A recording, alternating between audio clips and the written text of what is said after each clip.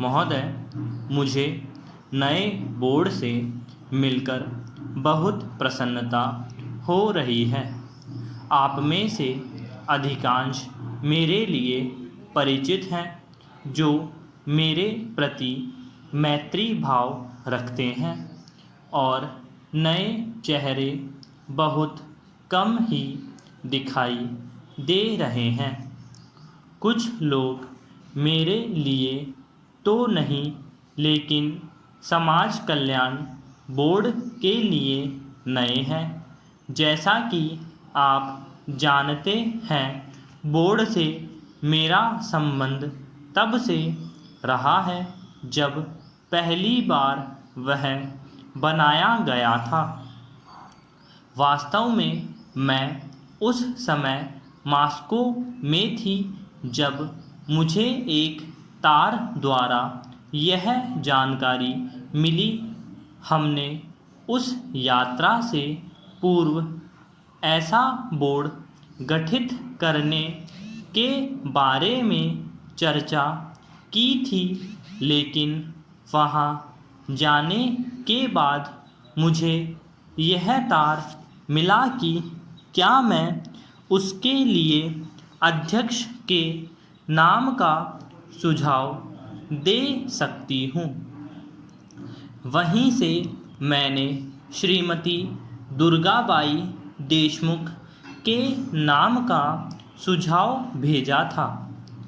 जैसा कि आप जानते हैं, बोर्ड जिस ढंग से विकसित हुआ, उसके लिए अधिकांशतः वे ही उत्तरदायी थी, और उन्होंने इसे एक नया आत्मविश्वास तथा गरिमा प्रदान की।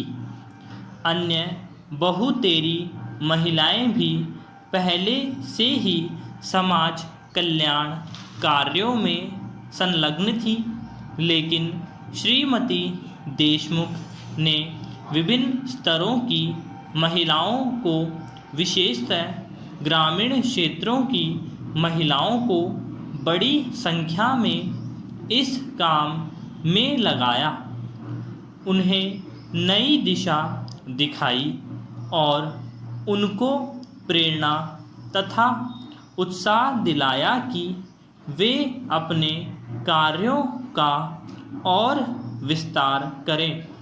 पैरा। आरंभ में यह सोचा गया था कि बोर्ड केवल तालमेल रखने का काम करेगा।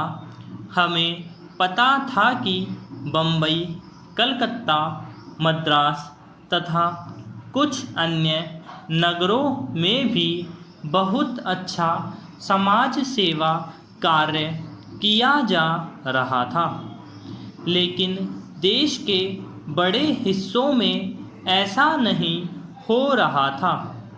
हमने यह भी अनुभव किया कि समाज कल्याण कार्य का दायरा कुछ सीमित था तथा अन्य अनेक क्षेत्रों में काम की गुंजाइश थी।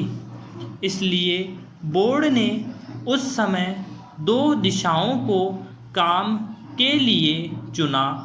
एक दिशा तो यह थी कि जो काम पहले से ही चल रहा था उसे पूरा ही किया जाए, जिससे समाज सेवियों को पता चल सके कि कौन कहाँ है, क्या कर रहा है, और वे अनुभव से लाभ उठाएं तथा कठिनाइयों की जानकारी प्राप्त कर सकें। दूसरी दिशा यह थी कि जहाँ कहीं ऐसा कार्य नहीं हो रहा है, वहाँ महिलाओं को प्रोत्साहित किया जाए कि वे काम शुरू करें, और मैं समझती हूँ कि इन दोनों दिशाओं में बोर्ड को काफ़ी सीमा तक सफलता मिली।